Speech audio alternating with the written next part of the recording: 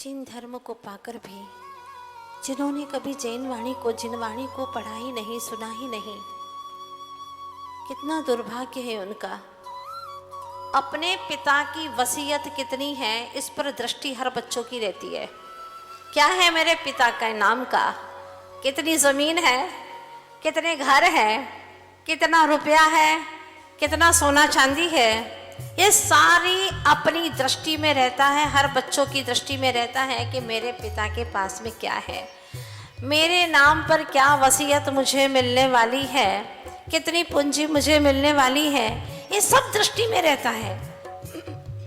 मगर अफसोस इस बात का है, हमारी तीर्थंकर भगवान हमें क्या क्या दे चुके हैं, हमारे लिए कितनी अनुपम सौगातें, अद्भुत संपदा हमारे पास में उन्होंने रख दी है, लेकिन इसके बावजूद भी हम जानते ही नहीं है कि कौन सी संपत्ति हमारे पास में दे के गए हैं। जिनेंद्र भगवान अपनी दिव्य देशना के माध्यम से हमें वो सौगात दे करके गए हैं जिसको पाने के बाद में ये गात्र यानी शरीर से, समस्त दुखों से, सारे संकटों से, समस्त विघ्नों से हमेशा हमेशा के लिए, शाश्वत काल के लिए छुटकारा मिल सकता है।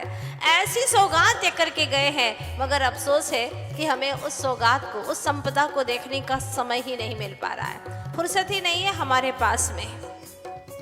बड़ी दुख की बात है कि जिनवाणी सुनने के लिए भाव ही पैदा नहीं होते। आज जैन समाज के कई ऐसे महानुभाव हैं जिन्होंने कभी जिनवाणी को सुना ही नहीं।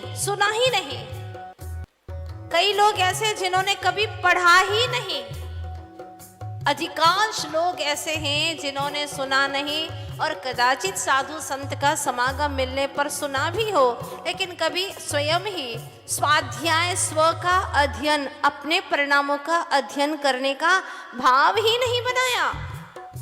दुनिया के लोग आपको मोटिवेट करते हैं, पैसा लेते हैं, कमाते हैं और उनकी बात तुम्हारे दिमाग में 100% बैठ ही जाए, कोई जरूरी नहीं है। लेकिन हमारे भगवान की दिव्य देशना उन्होंने हमें निस्वार्थ भावना से दी है। परमार्थ का लक्ष्य अगर हमारा हो तो हमें परमात्मा पद की प्राप्ति हो जाए।